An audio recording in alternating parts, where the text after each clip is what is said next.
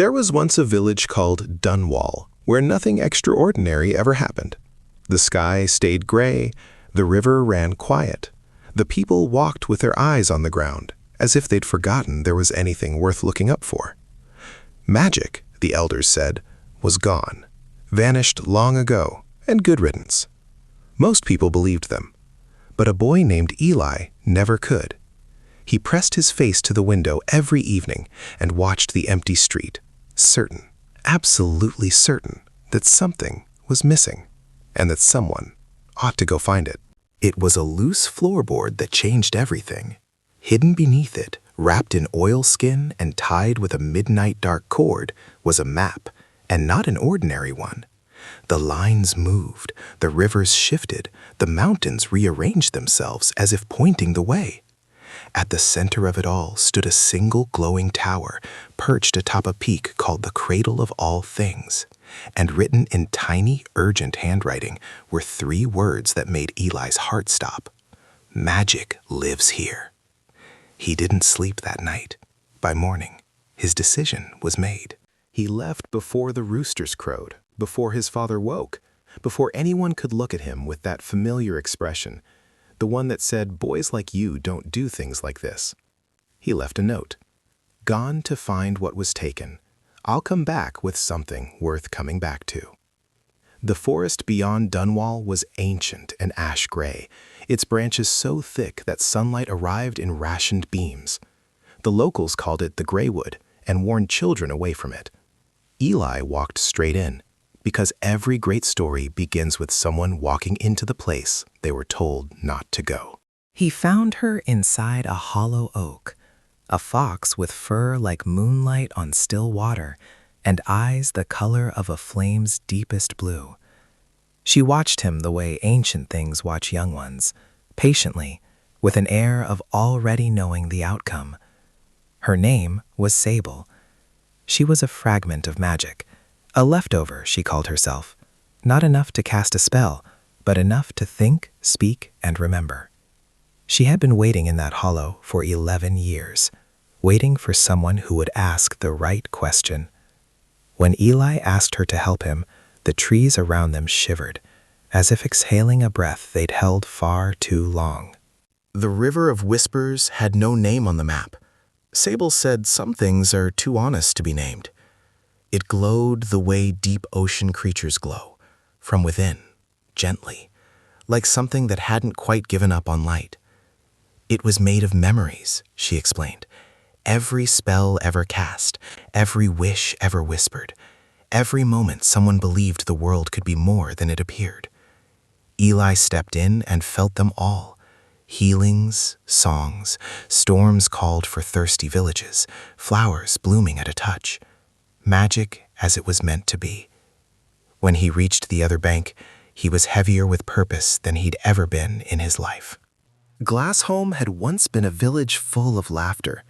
Now, every person, every tree, every cat mid-stretch on a windowsill had been turned to translucent glass, frozen in the last moment before the magic was taken. A boy Eli's age caught forever mid-kick of a ball. An old couple holding hands, their faces saying everything love has ever tried to say. The archivist had passed through 14 years ago and taken every drop of magic with him, leaving behind a silence so complete that even time had stopped bothering. Eli walked through slowly. He didn't look away. He needed to remember exactly what he was walking toward the tower to undo. The gate at the mountain's base was older than the mountain itself.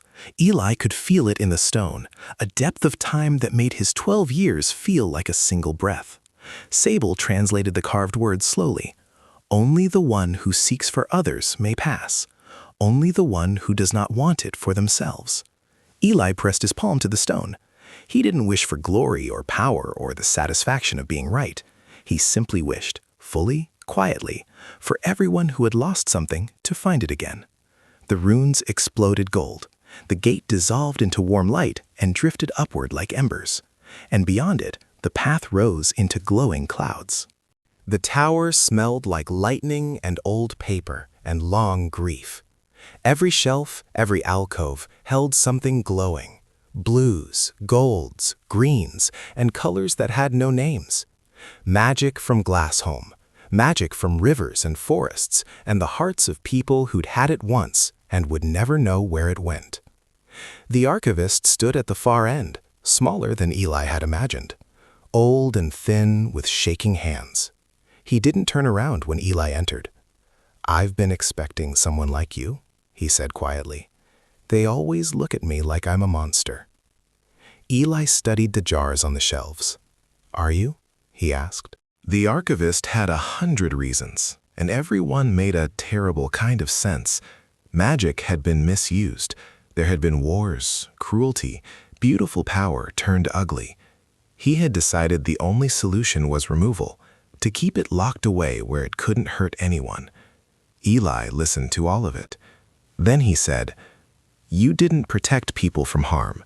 You just made sure when the ordinary hurt came, the kind that has nothing to do with magic, they had nothing left to hold on to."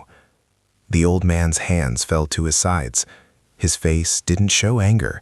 It showed something much heavier, the look of a person who has just understood the shape of a very long mistake. The archivist opened the first jar himself. The light didn't explode. It exhaled, like something that had been holding its breath for decades and was finally allowed to breathe. Then another jar, then another. Eli passed them carefully, solemnly, the way you carry something sacred.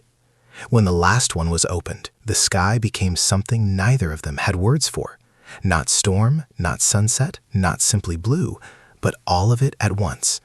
Below, rivers shimmered, forests erupted in color, and in Glassholm, the glass cracked, fell away, and a boy's foot finally finished kicking his ball. The gray wood was gray no longer. Birds appeared, first a few, then dozens, then a sound Eli had never once heard, a forest singing at full volume. He laughed, which startled them, which made him laugh harder. At the forest's edge, Sable stopped walking. "Will I see you again?" Eli asked.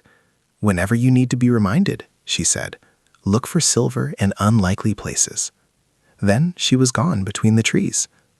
Eli stood on the hill above Dunwall, the village below flickering with a warmth it hadn't worn in years, and let himself feel, not triumph, but something quieter and more lasting. His father held him without a word, the way you held something you feared you'd never hold again.